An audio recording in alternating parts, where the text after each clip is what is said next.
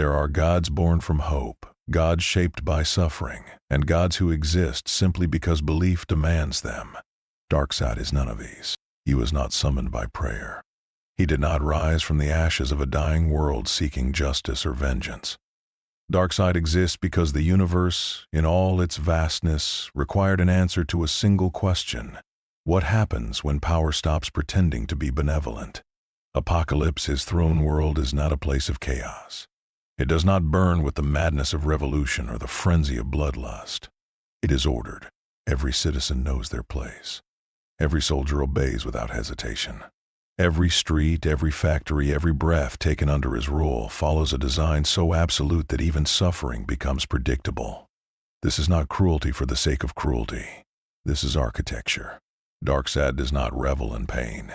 He simply understands that freedom is the universe's greatest flaw. Other tyrants conquer to expand. Darkseid conquers to correct. For millennia, he sought the anti-life equation, a mathematical proof of despair, a formula that would strip every living being of the illusion that their choices mattered. It was not a weapon. It was a truth. The kind of truth that ends arguments, ends wars, ends the exhausting rebellion of existence itself. In his eyes, the cosmos was broken not because it lacked order, but because it refused to accept that order was the only answer. He tested it on worlds. Entire civilizations knelt not because they were defeated, but because they understood. Resistance dissolved, not into fear, into clarity. They saw what he saw, that struggle was optional, that pain was a choice, and that the only peace available in all of reality was the peace of surrender. But the anti-life equation had limits. It worked within his universe, within the boundaries of known space and time. Darkseid, however, had begun to suspect that existence was larger than the walls he had been given. There were gaps in reality, places where the rules bent, dimensions that bled into one another like wounds refusing to close. And if the equation could not reach beyond his universe, then his dominion was incomplete. That was unacceptable. So he did what no conqueror before him had dared. He did not send scouts. He did not build portals or negotiate with interdimensional entities. Darkseid simply decided that the barrier between realities was another form of disobedience, and like all disobedience, it would break. The experiment was not reckless. It was calculated, methodical, inevitable. His greatest scientists worked in silence, guided by his will. They tore into the fabric of space, not with machines alone, but with the equation itself, using the logic of despair to unravel the logic of existence. And when the breach finally opened, it did not scream. It did not explode into fire and madness. It simply was a doorway, precise, leading into something vast and unknowable. Darkseid stood before it alone. His generals waited behind him, silent, obedient, knowing that no order would come. He did not need armies for this. He never needed armies. Armies were for those who doubted their own supremacy. He stepped through. The transition was not violent. There was no sensation of falling, no distortion of thought or body. One moment he existed in his universe. The next he existed beyond it. And the difference was immediate. This place was wrong, not chaotic, not evil. Wrong in a fundamental sense, as though the rules governing matter, energy, and thought had been written by something that did not understand coherence. Space folded in on itself. Time moved in spirals. Emotion bled into the air like radiation, thick and oppressive, pushing against him with a weight that had no source. The warp, a realm where gods were born from feeling, where reality itself was shaped by belief and madness. It was everything Darkseid despised, and it was everywhere. But he did not recoil. He stood unmoving as the warp pressed against him, testing him, trying to drown him in sensation. Rage flickered at the edges of his vision. Pleasure coiled around his limbs like serpents. Despair whispered promises of rest. Deception offered him new forms, new faces, new purposes. Darkseid felt none of it, because he was not alive in the way this place understood life. He did not feel hope that could be corrupted, or fear that could be exploited, or desire that could be twisted. He was will, absolute and unyielding, and will does not negotiate. The warp shuddered. For the first time in its eternal, formless existence, it encountered something it could not digest. A presence that did not feed it. A god who refused to participate. And slowly, impossibly, the madness around him began to stabilize. Darkseid looked into the swirling abyss of this new universe, this place where gods and mortals alike were slaves to their own emotions, and he understood. This was not a realm to conquer. This was a realm to finish. The warp does not welcome visitors. It does not have borders or entry points. To step into the Imperium is to abandon the concept of location entirely, to dissolve into a sea of raw thought and emotion where the line between self and madness is measured in moments. Demons are born here. Gods feed here. Entire fleets have been swallowed, their crews driven insane before their ships even finished crossing the threshold. Darkseid walked through it like a man walking through fog. Around him the warp convulsed. Currents of howling fury swept past, carrying the screams of a billion battlefields. Rivers of decadent ecstasy coiled through the void, thick with the laughter of excess. Rot bloomed in impossible gardens, festering with the joy of entropy. Lies layered upon lies, schemes folding into schemes, fractals of deception spiraling outward into infinity. The ruinous powers, the gods of chaos, felt him immediately. Khorne, the blood god, turned his gaze toward the intruder, expecting rage, expecting violence, expecting another warrior to feed the eternal war. But Darkseid carried no fury. His violence was not passionate. It was administrative. Khorne's interest flickered, then faded. This one did not honor combat. He simply ended it. Slaanesh reached out next, tendrils of sensation curling through the warp, seeking something, anything to tempt. But Darkseid had no flesh that craved pleasure, no soul that yearned for more. Excess meant nothing to a being who had already decided he was complete. Slaanesh recoiled, confused, unsatisfied. Nurgle offered the peace of decay, the comfort of inevitability, the warmth of giving in. But Darkseid did not decay. He did not tire. He did not accept endings unless he authored them. Nurgle's gifts rotted in the space around him, unable to touch something that refused to acknowledge time. Tsinch, the architect of fate, saw opportunity. Here was a being of immense power, a mind that could reshape realities. Surely he could be redirected, manipulated, woven into a greater plan. But when Sanchez's threads of destiny reached toward Darkseid, they did not tangle. They snapped. Because Darkseid did not have a fate. He had a conclusion, and it was absolute. The Chaos Gods, for the first time in their eternal existence, hesitated. They had faced rivals before. Gods of order, emperors of reality, pantheons who sought to cage them. But those enemies still played by the rules of existence. They fought with armies. They built empires. They believed in something, and belief could be corrupted. Darkseid believed in nothing but control. And the warp, which fed on belief, on emotion, on the endless churn of desire and despair, had no mechanism to process him. Demons manifested as they always did when something powerful entered their domain. Lesser entities at first, scouts and testers born from the ambient madness of the Imperium. They swarmed toward him, eager, hungry, expecting to drown this newcomer in claws and fangs and the weight of pure unreality. Darkseid stopped walking. He did not raise a hand. He did not summon energy or chant words of power. He simply looked at them, and in that gaze was the Omega effect, the fundamental force of his being, the expression of finality itself. The demons did not die. Death implies a transition, a return to the warp to be reborn in new forms. These demons ceased. The concept of them unraveled. The emotions that had birthed them were retrospectively denied. It was not destruction. It was erasure. The warp screamed, not in pain, in confusion, because something had just happened that violated the core nature of the Imperium. Demons were eternal. They could be banished, diminished, even imprisoned, but they could not be removed. The warp did not permit deletion. Darkseid had not asked for permission. He resumed walking, and as he moved, the space around him changed. The churning madness slowed. The colors, normally vibrant and bleeding into one another, dulled into static shades. The howling winds of emotion fell silent. It was not that the warp was being destroyed. It was being overwritten.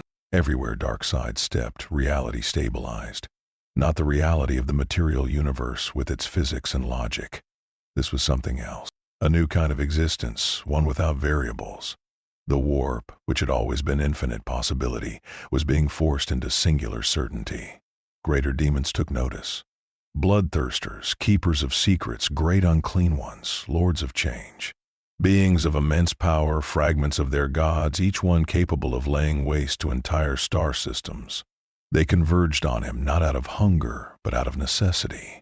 If this continued, there would be no more warp, no more chaos, just this cold, oppressive order. They attacked as one, a tide of divine wrath, and Darkseid did not fight them. He imposed himself.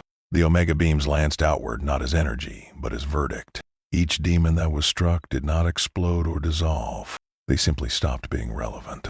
The warp tried to sustain them, tried to pour more essence into their forms, but it was like trying to fill a container that had been removed from existence.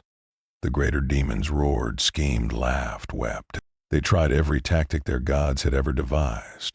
They reshaped the battlefield, turned his thoughts against him, offered him dominion over the warp itself if he would only join them, become part of the cycle. Darkseid's response was silence. And then he spoke, not in any language, not in sound, but in a frequency that resonated through the immaterium, a declaration that every sentient thing in the warp heard simultaneously. You are chaos because you lack conclusion. I am the conclusion. The ruinous powers, vast and terrible and eternal, felt something they had not felt since their own creation. They felt threatened, not by war, not by rivalry, but by obsolescence. Because if Darkseid succeeded, there would be no more emotion to feast upon, no more souls to corrupt, no more endless game of gods and mortals. There would only be order. And in that order, chaos would starve. The world was called Tertius Vex. It had no particular significance. No sacred relics, no strategic hyperspace lanes, no resources worth fighting over. It was simply another imperial world, one of a million scattered across the galaxy, grinding through existence with the same exhausted faith that kept the Imperium alive. It had been at war for 6 years. Not a grand war. Not a crusade or an invasion that would be remembered in history. Just a slow, grinding conflict with a local insurgency that refused to die. The planetary governor had requested reinforcements twice. Both requests had been denied. The administratum had classified Tertius Vex as low priority. Let them handle it themselves. So they did. Poorly. The capital city was a maze of checkpoints and razor wire. The streets smelled of promethium and decay. Citizens moved through their days with the kind of exhausted obedience that came from knowing that rebellion and loyalty both led to the same miserable outcome. The war would end when everyone involved was too tired to continue. And then the sky opened, not with fire, not with the roaring tear of a warp rift or the scream of descending drop pods. The sky simply split, a vertical line of perfect darkness, and from that darkness a figure stepped into reality. Darkseid descended without ceremony. No armies followed him. No heralds announced his arrival. He simply was, standing in the central plaza of the capital, towering and immovable, his presence so absolute that for a moment the entire city forgot to breathe. The PDF troopers stationed nearby raised their lasguns, not out of courage, out of reflex. They had been trained to shoot at anything that appeared without authorization. Darkseid looked at them. The Omega effect did not activate. He did not need it. His gaze alone carried a weight that human minds were not designed to withstand. It was not fear. Fear implied the possibility of escape. This was recognition. The soldiers understood, in that instant, that resistance was not dangerous or forbidden.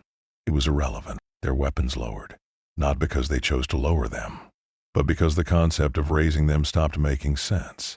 The planetary governor, watching through surveillance feeds from his fortified command center, issued orders immediately.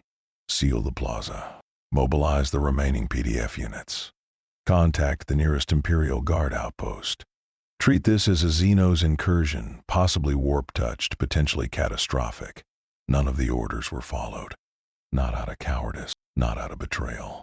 The soldiers and administrators who received those commands simply looked at the screens, at the figure standing in the plaza, and understood that the governor's authority had ended. Not through violence, through replacement. Darkseid began to walk. He moved through the city without haste, without destination. He did not speak. He did not issue commands. He simply existed, and his existence rewrote the logic of everyone who perceived him.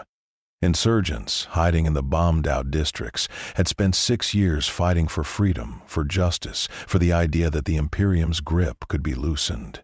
They emerged from their hideouts, weapons in hand, ready to attack this new threat. And then they knelt, not because they were forced, because rebellion in the presence of Darkseid became incoherent. They had been fighting against tyranny, yes, but Darkseid was not a tyrant in the way the Imperium was. The Imperium demanded faith and obedience but allowed resistance to exist, allowed the struggle to continue, because struggle fed the machine. Darkseid did not allow struggle. He ended it. The insurgents set down their weapons, not in surrender, but in understanding. The war was over, not because they had lost, but because war itself had been dismissed. Cult cells hidden in the Undercity, worshippers of the ruinous powers who had been slowly corrupting the world from within, felt the shift immediately. Their rituals faltered. Their demons, half manifested in the shadows, recoiled. The warp, which had been their source of power, grew distant, muted, as though something was standing between them and their gods. The cultists tried to summon more. They chanted louder, spilled more blood, carved deeper sigils into flesh and stone.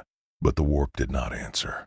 Not because it refused, because it could not reach them anymore. Darkseid had brought order, and order did not permit gods born from feeling. Within 3 days, Tertius Vex was silent, not empty.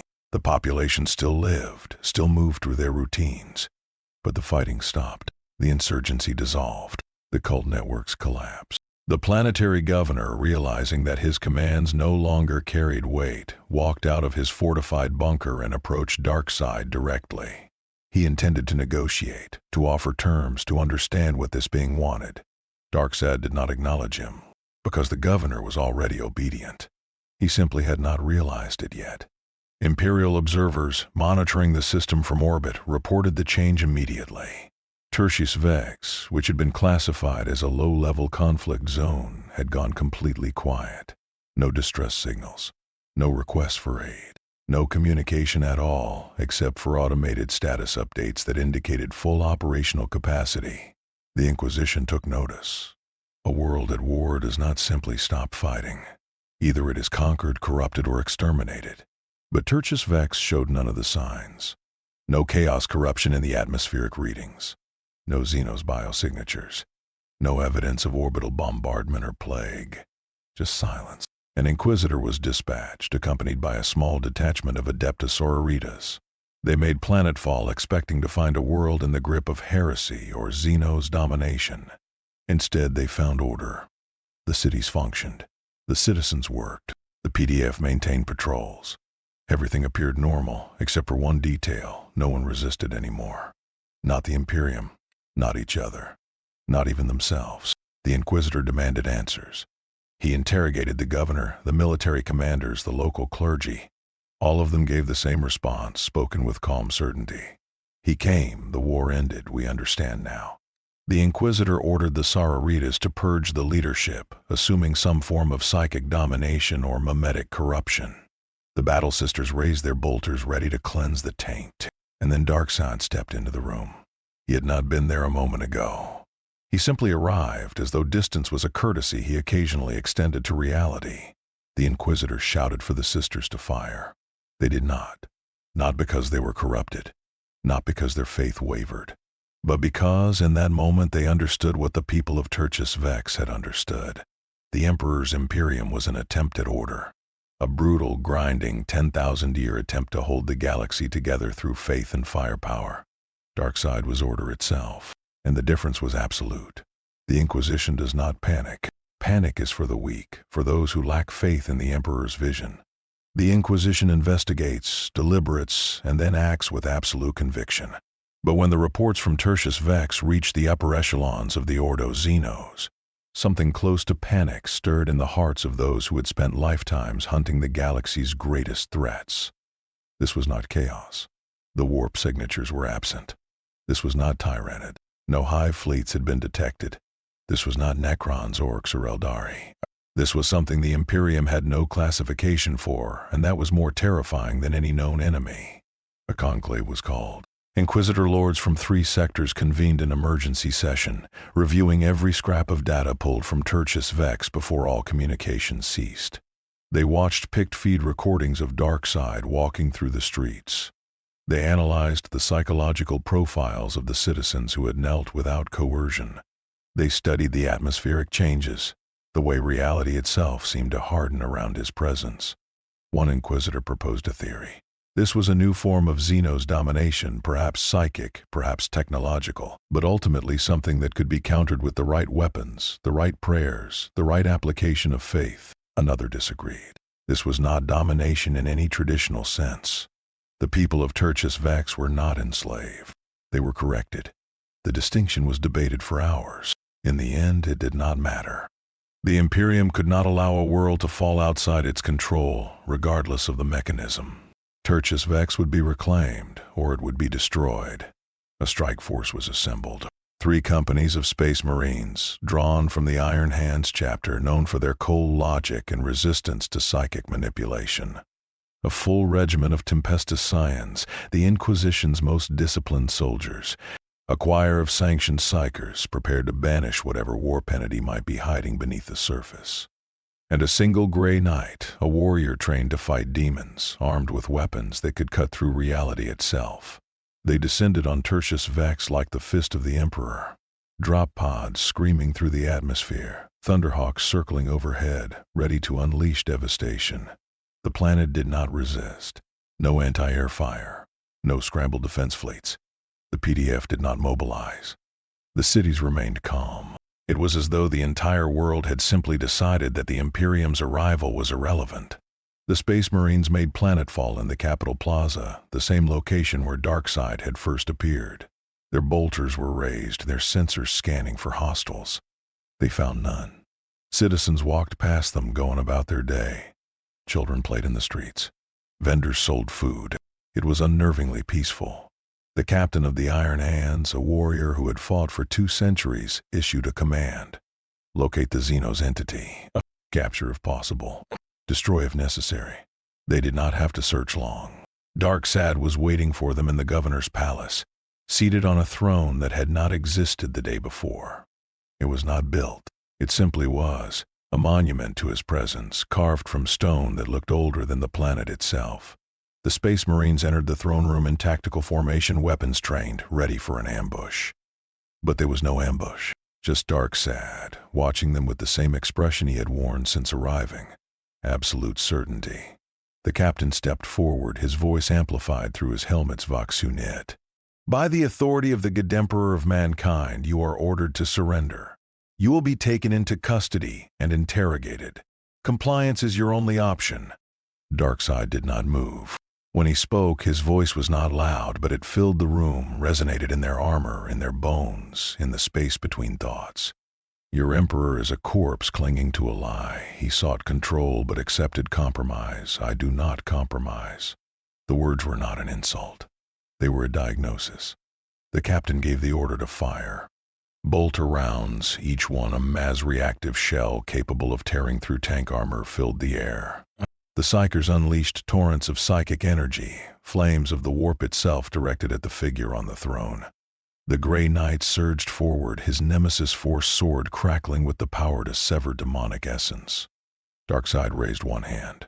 The Omega beams lanced outward, not in a wide spread, but in precise, surgical strikes. They did not explode against armor. They passed through it, through the ceramite, through the flesh, through the gene-enhanced biology of the Space Marines, and struck something deeper. They struck purpose. The Iron Hands, warriors who had been conditioned to feel no fear, who had replaced their flesh with machinery to purge weakness, stopped moving, not because they were damaged. Their armor was intact. Their weapons were functional. But the will to fight, the core imperative that drove them forward, had been severed. They stood, silent, as their neural pathways rerouted, as their minds tried to reconcile what had just been taken from them. The Psychers collapsed, clutching their heads. Not in pain, in clarity. The warp, which they had spent their lives channeling, went silent. They could still sense it, distant and muted, but it no longer responded. It was as though a wall had been placed between them and their power, a wall that said, emotion ends here. The Grey Knight alone pressed forward, his faith unshaken, his sword raised. He was trained for this, trained to face beings that defied reality, that twisted logic and sanity. He swung. The blade passed through Darkseid's form, not because Darkseid dodged, but because the sword could not define him. The Grey Knight's weapon was designed to cut through the immaterial, to harm things that existed beyond physical law. Darkseid was not immaterial. He was absolute. The Grey Knight stumbled, his momentum carrying him past the throne. He turned, ready to strike again, and found Darkseid standing directly behind him. "You fight for a god who hides. I am not hiding." The Grey Knight felt his connection to the Emperor waver, not break. Just for a moment. Just long enough to understand that faith, no matter how strong, was still a choice. And choices could be ended. He fell to one knee, not in surrender, but in exhaustion. The weight of maintaining belief in the face of absolute certainty was too much. The Inquisitorial fleet, watching from orbit, saw the strike force's vital signs flatline one by one. Not dead, just still. The fleet commander ordered an immediate orbital bombardment, prepared to glass the entire continent if necessary. The order was transmitted. The weapons did not fire. The targeting systems locked. The machine spirits, normally obedient, refused to comply. And then on every screen across every ship a single image appeared. Darkseid looking directly at them. "Your emperor built an empire on suffering and called it necessary. I will show you what necessity truly means." The fleet's communications went silent. The ships remained in orbit, intact, functional, but their crews no longer responded to outside commands. The Imperium had lost an entire strike force and a naval battle group without a single shot reaching its target. And across the sector, in the fortified chambers of the Inquisition, in the strategy halls of the Adeptus Mechanicus, in the psychic choir pits of navigator houses, the realization spread. They were not fighting a Xenos invasion. They were fighting a sovereign, a rival to the Emperor himself.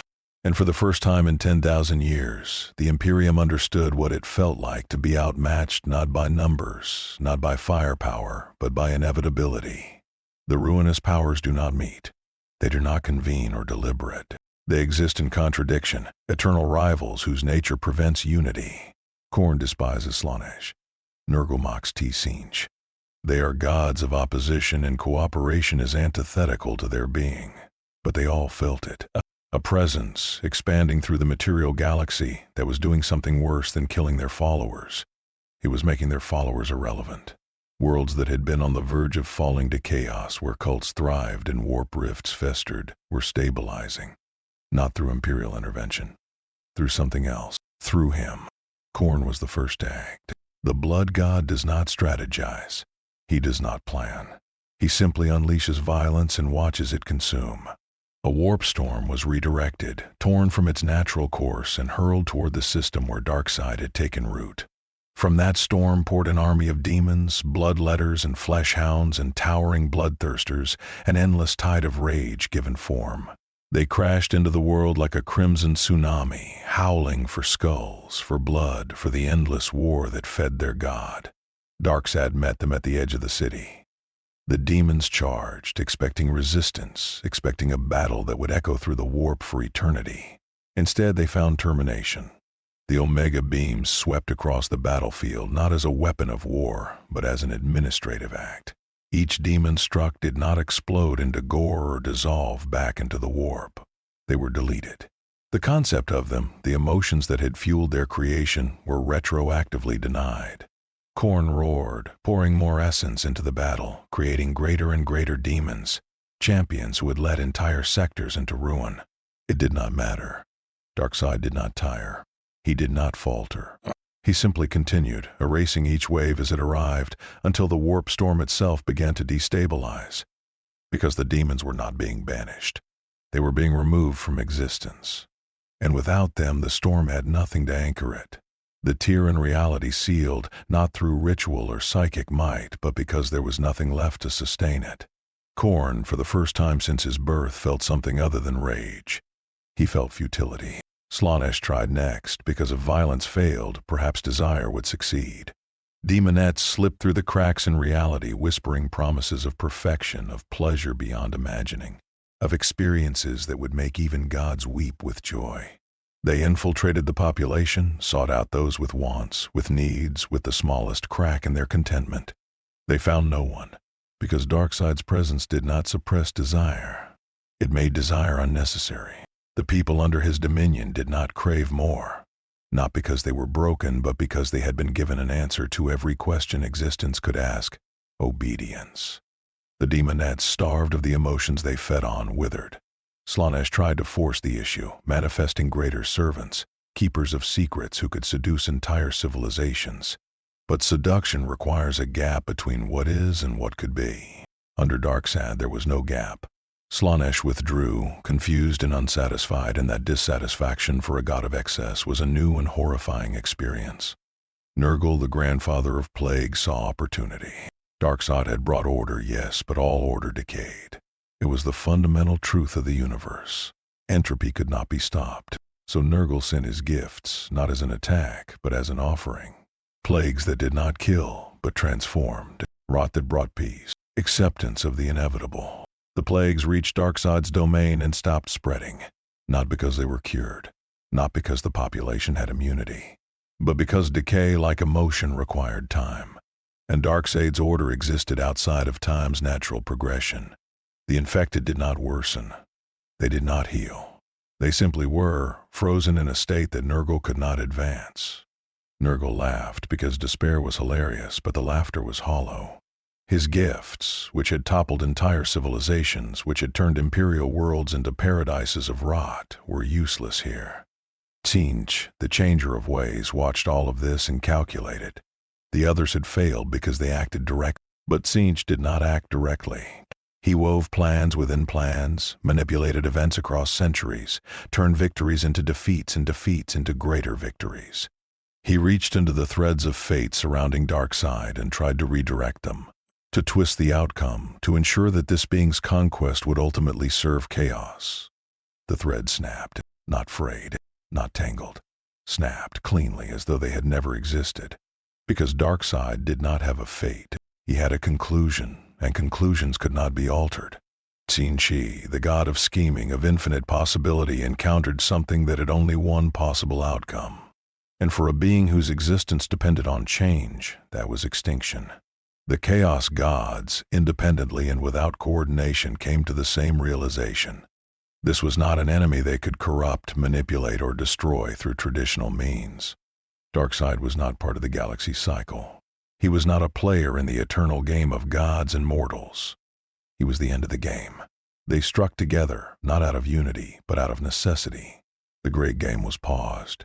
All four ruinous powers turned their attention toward the material galaxy and unleashed everything.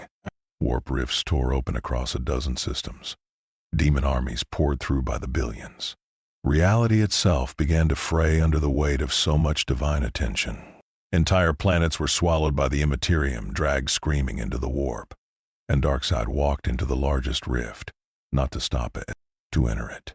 He stepped into the realm of chaos itself, into the domain of the gods, where they were strongest, where reality was theirs to shape. And he began to impose order. The warp, which had always been a sea of infinite emotion, started to freeze. Not into ice, but into structure. Demons found themselves unable to shift form. Warp storms lost their chaotic nature, becoming predictable, mappable.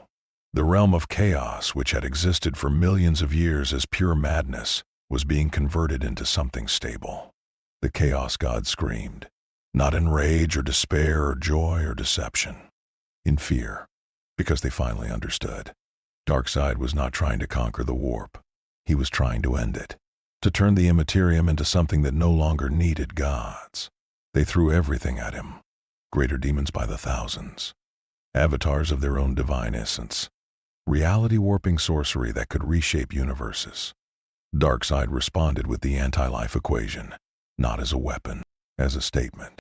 The equation spread through the warp like a virus, not infecting demons, but infecting the concept of emotion itself. Every feeling, every thought that fed the Chaos Gods was touched by the logic of despair. Hope is irrelevant. Pain is irrelevant. Joy, anger, ambition, love, all irrelevant. There is only the conclusion, and the conclusion is obedience. The Chaos Gods felt their power wane, not disappear. Not yet. But weaken as the emotions that sustained them were drained of meaning. They could not kill him. They could not corrupt him. They could not outsmart him. And so, for the first time in their existence, the ruinous powers retreated, not in defeat, not in surrender, but in preservation. Because if they continued to fight, they risked something worse than losing. They risked being finished. The warp rifts sealed. The demon armies dissolved. Across the galaxy, cultists found their prayers unanswered. Chaos, which had been an eternal constant, a force woven into the fabric of reality itself, went quiet. Not silent, quiet. And in that quiet, the Imperium, the Eldari, the Tau, every sentient species in the galaxy felt a new kind of terror. Because if chaos could be stopped, what did that mean for existence itself? The Golden Throne is not a seat of power. It is a prison, a life support system, a psychic relay that keeps a dying god tethered to reality. The Emperor of Mankind has sat upon it for 10,000 years, his body withered, his mind stretched across the immaterium, holding back the tides of chaos through sheer force of will. He does not speak. He has not spoken in millennia. The Imperium functions on the fumes of his vision, interpreting his silence as divinity, building a galaxy-spanning religion around a god who never wanted worship. But he is not silent because he has nothing to say.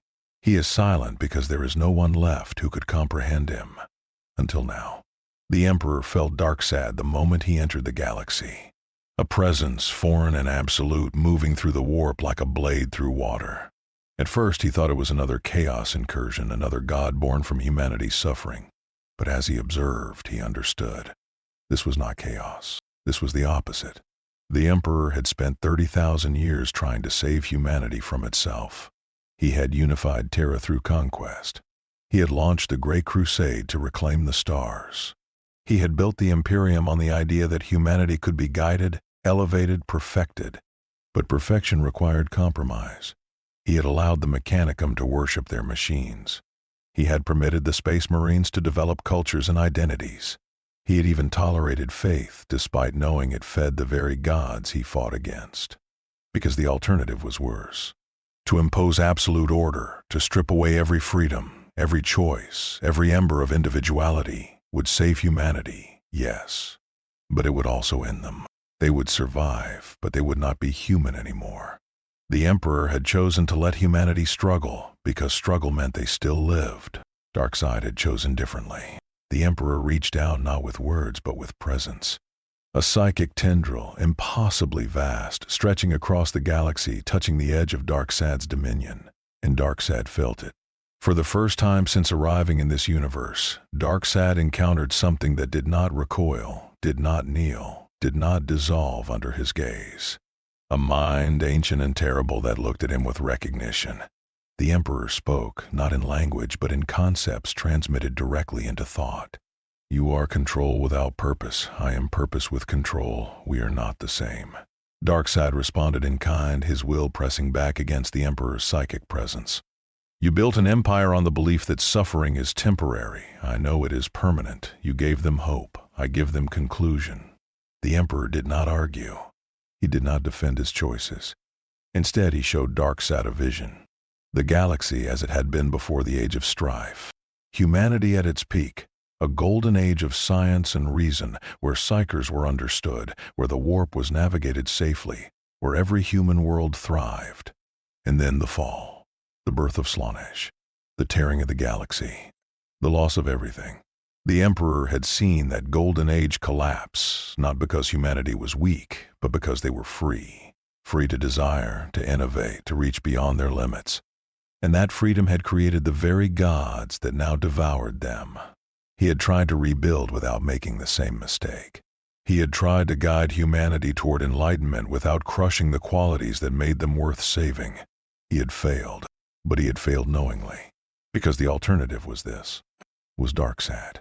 Was a galaxy where every being existed in perfect obedience, where there was no suffering because there was no will. The Emperor asked a question not with words but with the weight of 10,000 years of regret. If you succeed, what remains? Darkseid's answer was immediate, unyielding. The Emperor understood then. This was not a rival. This was a mirror. A reflection of the path he had refused to walk. Darkseid was what the Emperor could have become if he had decided that humanity's survival mattered more than their humanity. And for a moment, just a moment, the Emperor wondered if he had been wrong. The Golden Throne shuddered, not from external attack but from internal doubt. The Emperor's will, which had held the Astronomicon burning for 10 millennia, which had kept the webway sealed, which had shielded Terra from demonic invasion, flickered. The custodians, standing eternal vigil in the throne room, felt it. Alarms screamed across the imperial palace. Tech priests scrambled to stabilize the throne systems. The Inquisition convened emergency councils. Across the galaxy, navigators lost sight of the Astronomicon for 3 seconds. 3 seconds of darkness. And in those 3 seconds, the Emperor saw what would happen if Darkseid won. A galaxy at peace. No había guerra. No chaos. No suffering. Trillions of souls living in perfect order, their every need met, their every fear erased. And not one of them truly alive. The Emperor rejected it, not out of hope, not out of faith in humanity's potential, but out of spite. Because if existence was going to be this cruel, this unrelenting, then let it be cruel. Let humanity fight and fail and rise and fall. Let them suffer, because suffering meant they still had the capacity to choose. Darkseid felt the rejection. He had offered the Emperor a solution to every problem the Imperium faced. No more rebellion, no more heresy, no more endless war. And the Emperor had said no. Darkseid's response was not anger. It was acknowledgement. You are the reason this galaxy suffers. You had the power to end it. You chose not to. The Emperor's reply was final. The psychic connection severed. The Emperor withdrew his presence, retreating back into the Golden Throne, into the endless vigil that had defined his existence for 10,000 years. But something had changed. The custodians reported anomalies. The Emperor's psychic output had increased. Not by much, just enough to be noticed. As though for the first time in millennia, he was not just holding back chaos. He was preparing to fight. Across the Imperium, in the highest echelons of power, where only the most trusted were allowed to know the truth, a message was disseminated. It was not a command. It was a warning. A new God has entered the galaxy. He does not seek to destroy us. He seeks to perfect us. Do not let him. The High Lords of Terra, the Fabricator General of Mars, the Grand Masters of the Assassinorum, all received the message. And they understood. The Emperor, who had not interfered in the Imperium's politics for 10,000 years, had just declared an enemy. Not chaos, not Xenos, not heresy, but salvation itself. Because the Emperor knew something that Darkseid did not. Something that 10,000 years of failure had taught him. Humanity did not want peace. They wanted to matter. And if mattering required war, suffering, and the endless cycle of hope and despair, then so be it. The Emperor settled back into his eternal watch, his withered hands gripping the armrests of the Golden Throne. He had seen the face of absolute order. He had looked into anti-life, and he had chosen life, flawed and agonizing as it was. But Darkseid had seen something too. He had seen the Emperor's doubt. That flicker, those 3 seconds of darkness. And doubt, once introduced, could not be erased. It could only spread. Darkseid did not conquer the galaxy with armies. Armies required logistics, supply lines, morale. Armies could be broken, rerouted, exhausted. Darkseid simply expanded, and expansion was not a military campaign.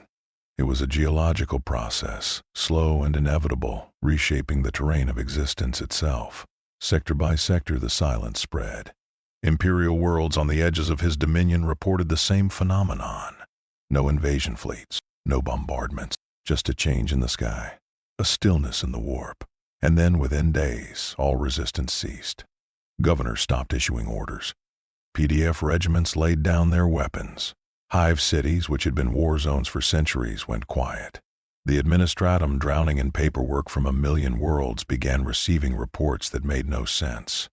Worlds that should have been requesting reinforcements, supplies, or inquisitorial intervention were instead submitting status updates indicating full compliance, zero unrest, optimal productivity.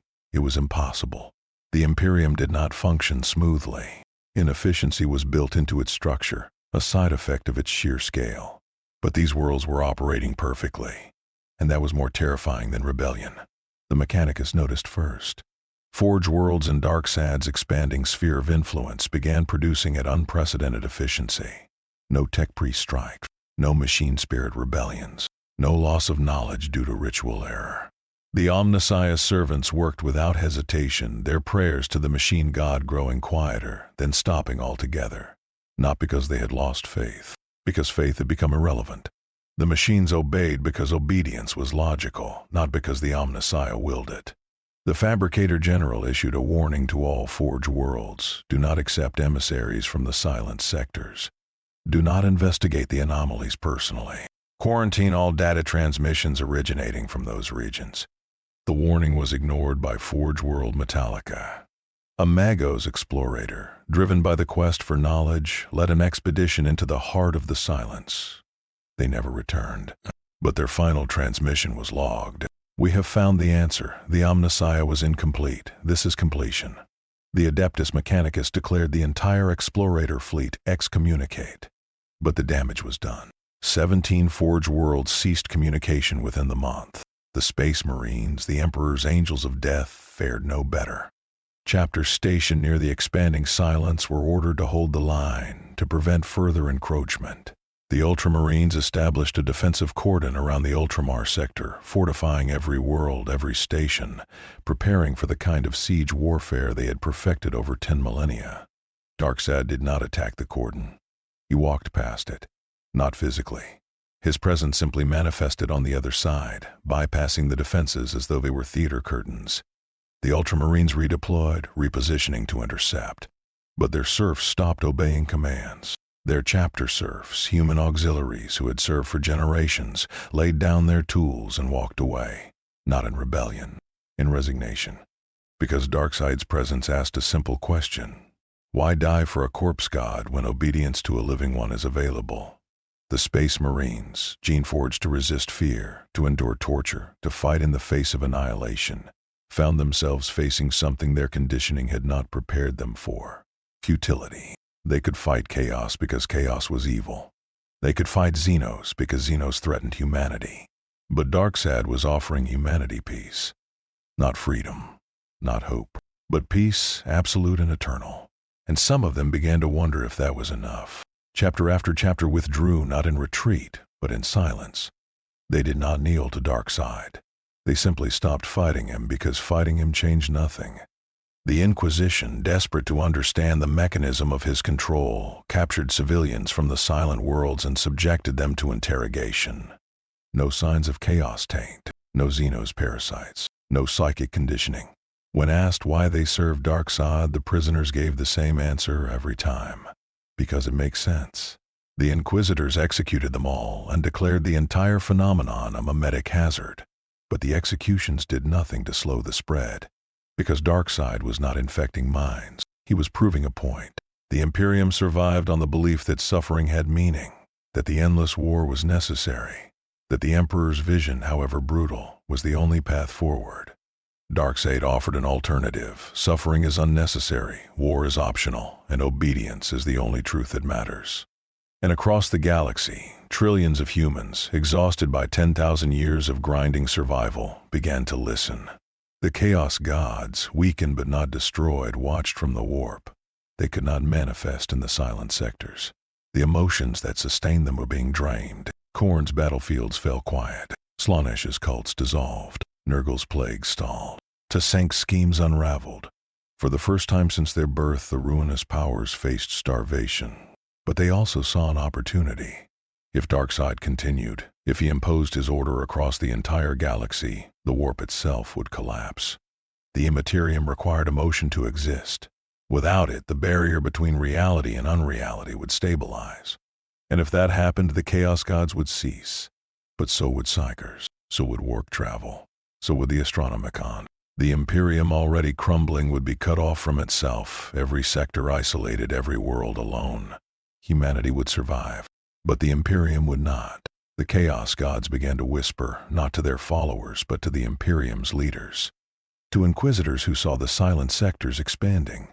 To chapter masters who watched their brothers lay down their bolters. To High Lords who realized that Darkseid was not conquering the Imperium. He was making it obsolete. The whispers were simple: if you do not stop him, there will be no more war, no more suffering, no more Imperium. And the Imperium built on war could not survive peace. So an alliance formed, not spoken, not formal, but understood. The Imperium and Chaos, ancient enemies, began working toward the same goal: stop Darkseid, not because he was evil, but because he was effective. The silent sectors continued to expand. Entire segmentums went dark. The Astronomicon, strained by the Emperor's weakening will, flickered more frequently. Warp travel became unpredictable. The Imperium, already fragmented, began to splinter. But in the heart of the silence, in the worlds where Darkseid's presence was absolute, something remarkable happened. Peace. No starvation. No había guerra. No crime. No rebellion. Citizens worked, lived, and died without fear. Children grew up never knowing violence. The elderly passed away in comfort. It was everything the Imperium had promised but never delivered. And it was horrifying, because the people in the silent sectors were not happy. They were not fulfilled. They simply were. Existing without purpose, without struggle, without the possibility of becoming anything more than what they had been assigned to be. They were alive, but they were not living. And across the galaxy, in the world still under Imperial control, in the hive cities where gangs fought for scraps, in the battlefields where soldiers died for inches of ground, in the factorias where workers labored for 14 hours a day, humanity looked at the silent sectors and asked a question. Is that better? Some said yes. Some said no. But the fact that the question was being asked meant Darkseid had already won.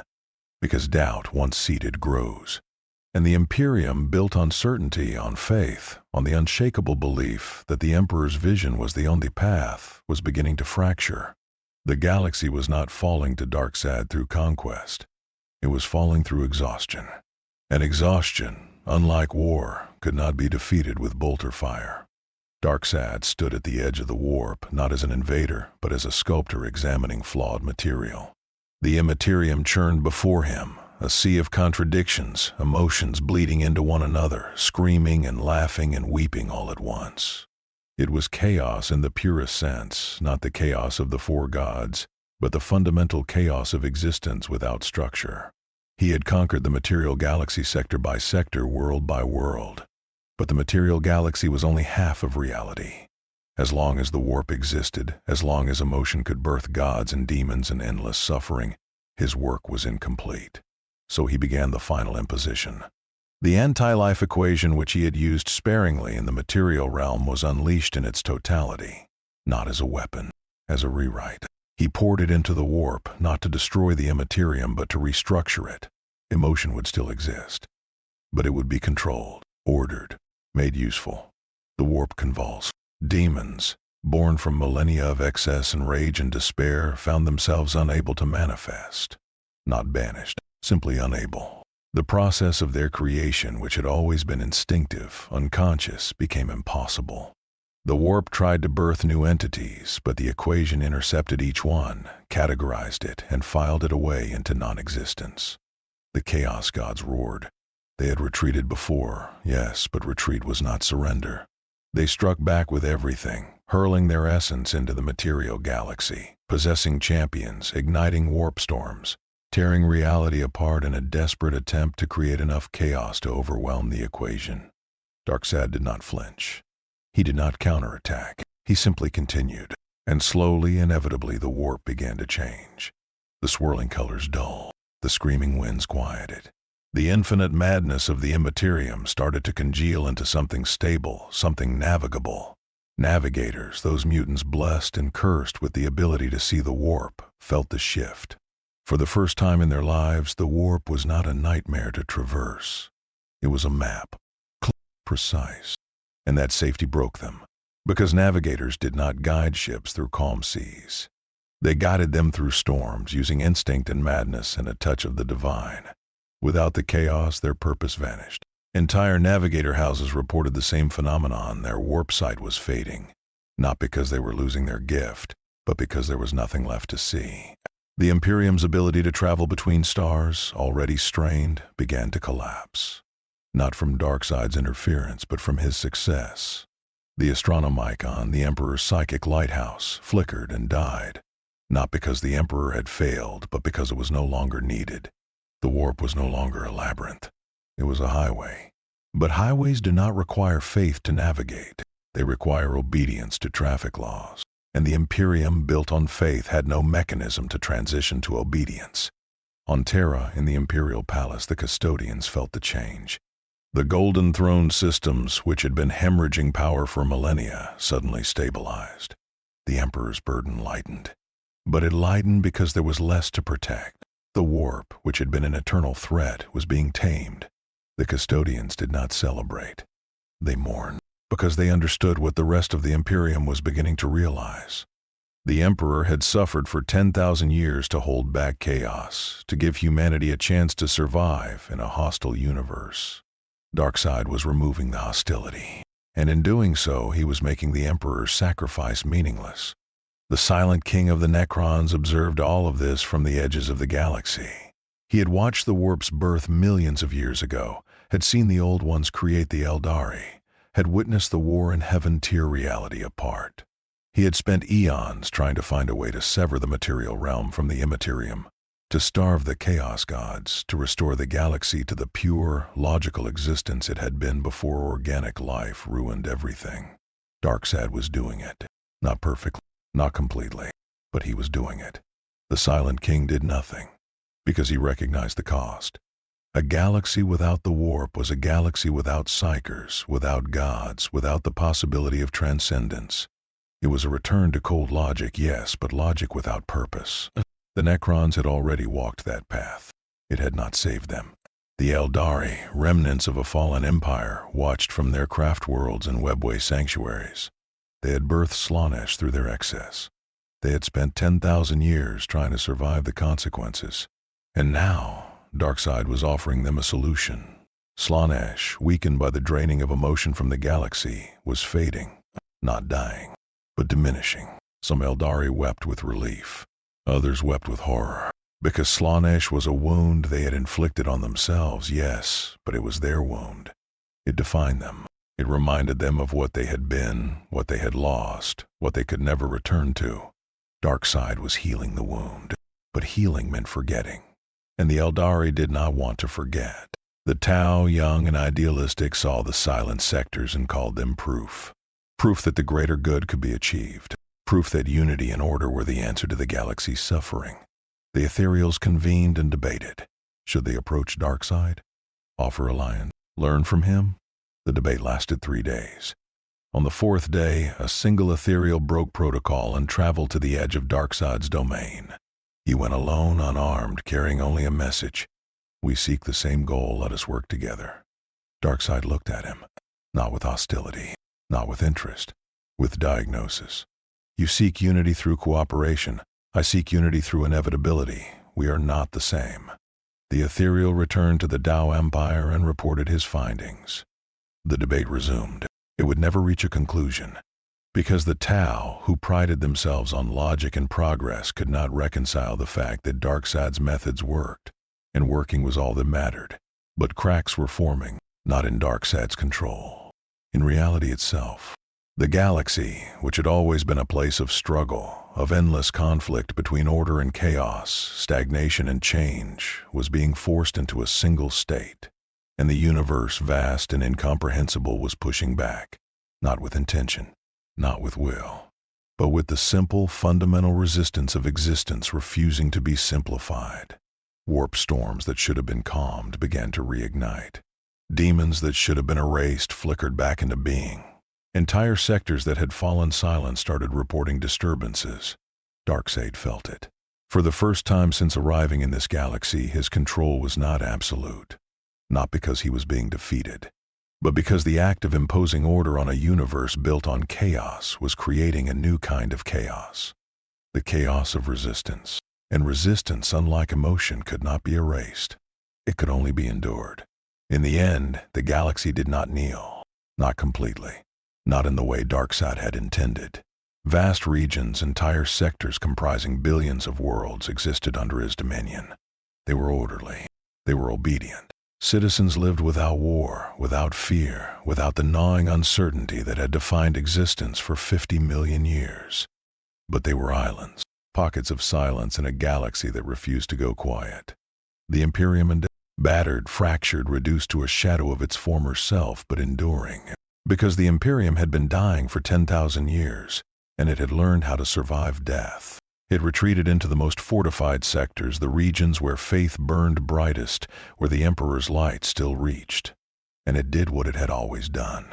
It ground forward inch by inch, losing 1,000 battles to win a single day. Chaos survived too, weaker, starved, but alive. The ruinous powers had learned to feed on smaller emotions, scraps of feeling from the worlds beyond Darkseid's reach. They became parasites instead of gods, but parasites endure. The Xenos persisted. The orcs, who fought because fighting was joy, found Darkseid's ordered worlds boring and moved on. The tyrannids, who consumed biomass without thought, ignored his dominion entirely. The Necrons watched and waited as they always had. Darkseid stood at the center of his empire, vast and silent, and for the first time in his existence, he felt something unfamiliar. Incompletion. He had the anti-life equation. He had proven it. Entire civilizations had knelt. The warp itself had been restructured. He had done what no conqueror in this galaxy had ever accomplished. And yet the war continued. Not against him, not directly, but around him, beyond him. In the spaces he had not yet reached, conflict raged on. The galaxy in all its vast, chaotic, suffering expanse continued to exist as it always had, because Darkseid had made a miscalculation. Not a tactical one, a fundamental one. He had assumed that control, once imposed, would be self-sustaining, that obedience, once understood, would spread naturally. But this galaxy was not built on logic. It was built on defiance. Humanity did not survive because they were strong. They survived because they refused to die. Chaos did not thrive because it was powerful. It thrived because it was unkillable. The galaxy itself was not a place of order waiting to be revealed. It was a wound that had learned to live with the bleeding. And wounds like that do not heal. They adapt. Darkseid could expand further. He could impose the equation on more worlds, more sectors, more souls. But expansion required presence, and presence required focus. And the galaxy was too vast, too broken, too stubbornly alive to ever be fully controlled. He had won, but winning had not ended the game. The Imperium would rot on as it always had. Chaos would fester in the margins as it always had. The Xenos would fight their wars, and new threats would emerge, and the endless grinding conflict of the 41st millennium would continue. Darkseid's empire would endure. It would be a monument to the possibility of order, proof that the anti-life equation worked. But it would not be the galaxy. He looked out across his dominion, across the billions of souls who no longer suffered because they no longer chose, and he understood. Anti-life was real. It was possible. It could be imposed, but it could not be complete, because life, even in its most broken, agonizing form, was stronger than the absence of it. Not because life was good, not because it was noble or worth preserving, but because life was stubborn. And stubbornness, it turned out, was the one force even Darkseid could not erase. He turned away from the galaxy's edge, away from the wars still raging beyond his reach, and returned to his throne. He would not abandon his conquest. He would not concede. But he would also not delude himself. The war would never end, not because he had failed, but because the war was the point. The Emperor had known this. 10,000 years of suffering had taught him that the galaxy did not want peace. It wanted meaning, and meaning required struggle. Darkseid had offered an alternative, a better alternative by every logical measure. But logic, it turned out, was not enough. Somewhere, deep in the warp, the Chaos Gods laughed. Not in victory. They had not won, but in relief. Because as long as Darkseid could not finish the galaxy, they could not be finished either. The silent king of the Necrons observed, calculated, and filed away the data. Even a god of absolute control could not end a war that defined itself by never ending. The Eldari mourned because they had glimpsed a future without Slaanesh, and it had been taken away. The Tau debated forever. And humanity, brutalized and exhausted and defiant, continued to exist, not in Darkseid's ordered silence, but in the Imperium's bloody, grinding 10,000-year scream. The galaxy, at the end of all things, remained exactly what it had always been. A war without resolution, a darkness without end, a monument to the idea that existence, no matter how terrible, was preferable to the alternative. Darkseid had proven that order was possible. The galaxy had proven that order was not enough, and so the war continued.